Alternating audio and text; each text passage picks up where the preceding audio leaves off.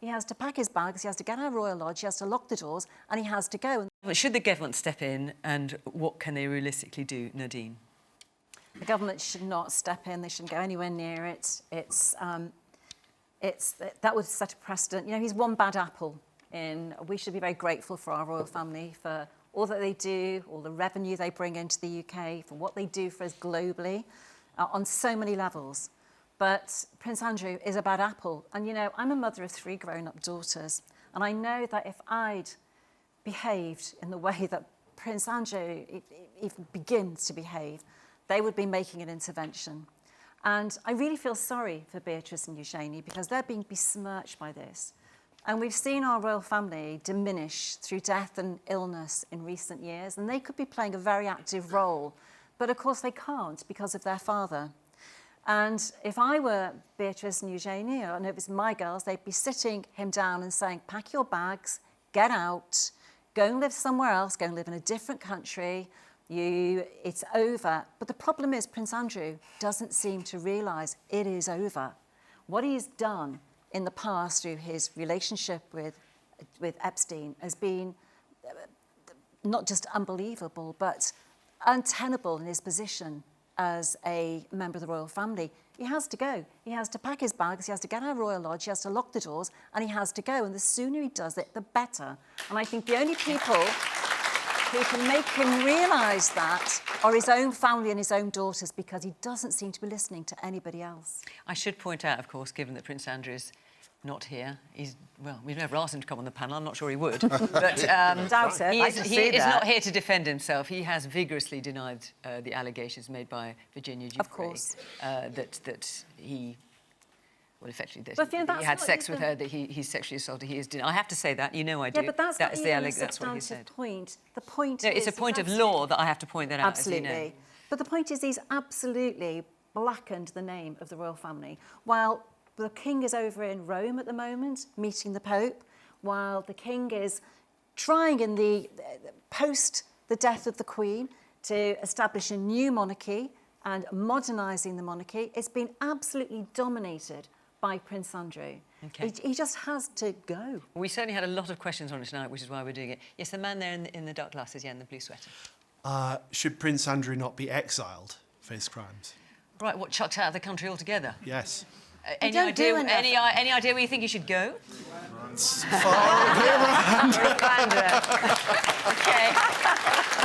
Very droll. Distracted. Yeah, the man at the very back with the cap. There you go, baseball cap. I'm actually quite shocked. I'm actually agreeing with you, Nadine, today. Anyway. Well, you're saying you're shocked you agree with it? Yes. Talk to me some more, you'll find there's loads. I don't know. I think he's an embarrassment to this country, and he really needs the taxpayers actually paying for him to live in an accommodation, and it's just disgraceful. What about the man there in the glasses and the black T-shirt towards the back?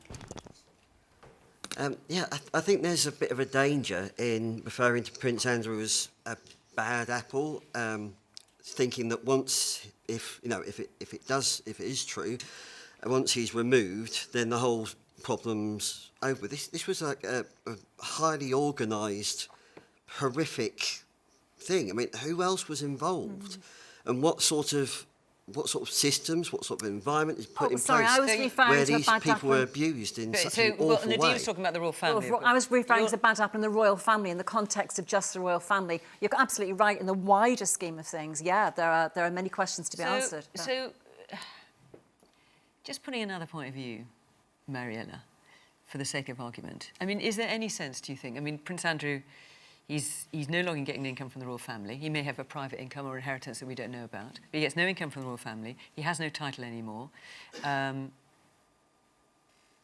He's effectively a pariah, I think it's fair to say. Well, I certainly don't have sympathy for him. I mean, I think that he's dealt with this in a particularly clumsy and entitled way.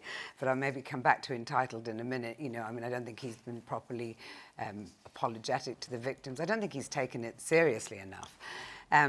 the fact that he behaves in an entitled way, I find it ironic that that term is bandied around because he is entitled. The royal family are entitled.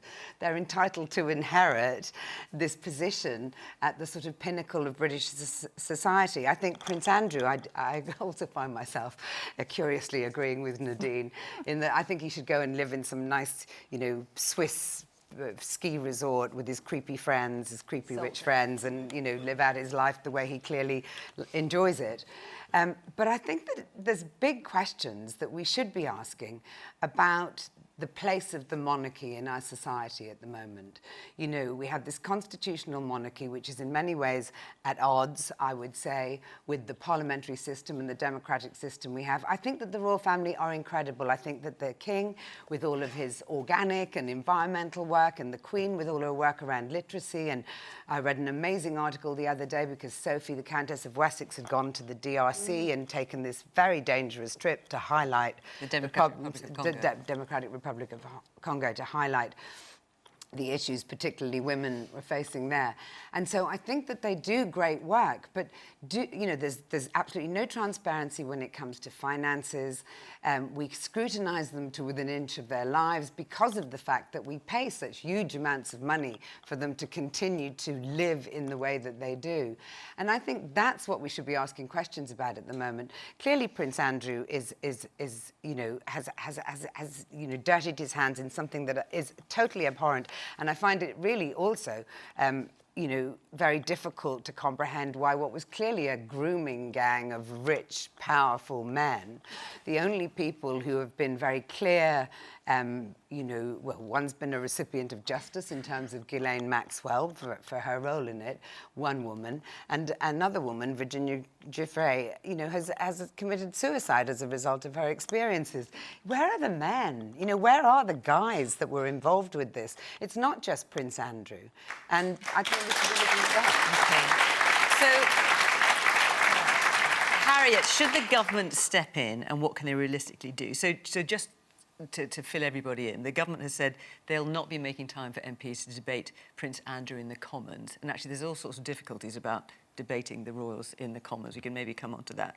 But the Public Accounts Committee is going to look into the lease arrangements for Royal Lodge. So they're going to have an investigation into that, and that has been supported by the government. There's lots of things the government should be doing. Is this something the government should be doing? Well, I think these allegations are horrendous, and I think that the stain, the blot that they have created, particularly I thought serious last weekend was the allegation that Prince Andrew had asked the Met Police through his security detail to do some background investigations into Virginia Giuffre. And I think if that proves to be the case through these investigations that the Met are currently doing, I think that's an incredibly serious situation. You're absolutely right that Parliament itself, and obviously I'm an opposition MP, I can't speak for the government, but I think Parliament does have the ability to scrutinise these types of issues.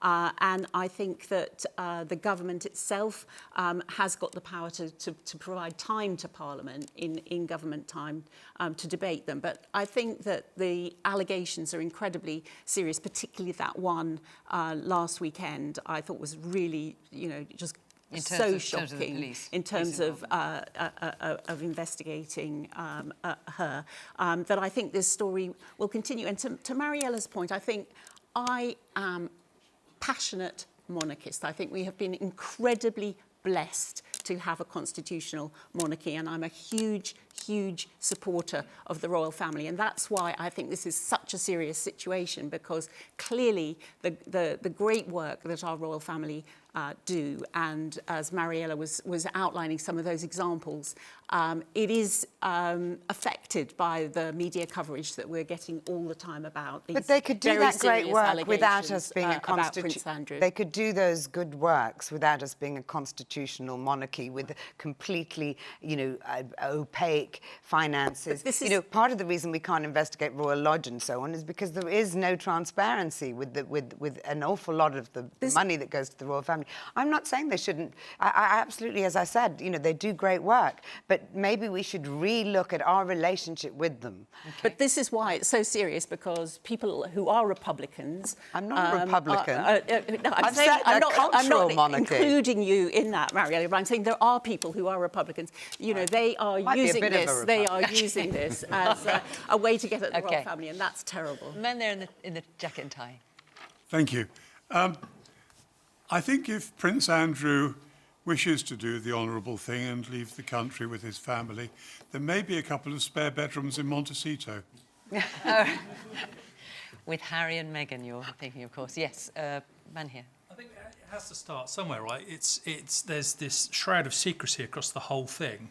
And if we make an example of him, then maybe the rest of the world will follow. We've got the Epstein files and all of these other things, and they just work in the shadows. So by making an example of him, I think that'd be a really good start.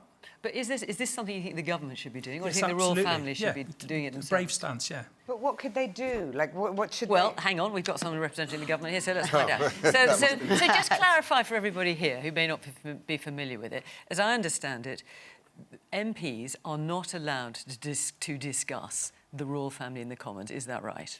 It's a long-standing protocol that MPs are not supposed to get into the detail of debating the royal family. You can talk about constitutional issues in the Commons, but you're not supposed to get into the personal details of a particular member of the royal family. And Keir Starmer's made it clear he's not going to make time for MPs to debate Prince Andrew, but we are having this Public Accounts Committee inquiry into Royal Lodge, Yes. and this is something that Keir Starmer is supporting. Yes. What do you think can come out of that? What is the outcome, do you think, that would be most desirable? So I think the public... Do you think he should leave? I think the Public Accounts Committee is going to dig into the detail around the leasing arrangements for Royal Lodge. Which have been in the public domain for almost 2 decades, actually. Yeah, and so they're coming quite late to this. There's a peppercorn rent, isn't there? And then it's a question of how was the maintenance paid for? Was there an advance payment on leasing the lodge? There's certain questions that need to be asked.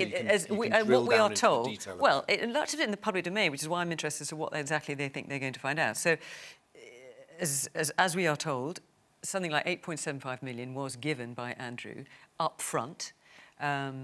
He then is liable for the maintenance of the property. He's got a lease that goes on till 2078, something like that. And in return for all that upfront payment, he pays a peppercorn rent, which could be nothing, could be £1, it could be something like that. So what is there left for them to find out, and what do you think could happen as a result? Well, I think they've got to dig into where the money's coming from. I mean, sunlight is the best disinfectant, so we need to establish the facts. King Charles has made it clear that Prince Andrew no longer receives any public money in terms of the royal allowance that he used to get, which was £1 million. That's gone. I think he only is getting his Royal Navy pension in terms of that's income that we know about. So I think until all of the facts are established, it's difficult to say much more about the work that the Public Accounts Committee is going to do, but we very much welcome the fact that they are going to launch that inquiry. And do you think he should stay in Royal Lodge in Great Windsor Park for this peppercorn rent? Well, I think it is best for the royal family to determine that, because I think we fully support what the King has done in terms of removing Andrew's titles, stopping all of the public money that was going to him. Any further action, I think, should be based on a conversation between the King and Andrew himself. One thing I would want to say is we do, for perfectly understandable reasons, we get into the conversation about Andrew, but I just think it's really important as well that we remember the victims in all of this. Virginia Giuffre, incredibly brave in what she did, utterly tragic that she took her own life. And there are many, many more like her, and we need to get to the bottom of this network, at the centre of which was a monster, Jeffrey Epstein. And it is absolutely right. It's not, when I say sunlight's the best disinfectant, not just around financial matters, but also what actually happened. Now, Andrew has said that he is prepared to go and give evidence and share information in these inquiries that I think could be helpful with the inquiries. I hope that he does that. You know, Okay. he should be as good as his word, and he should go and do that.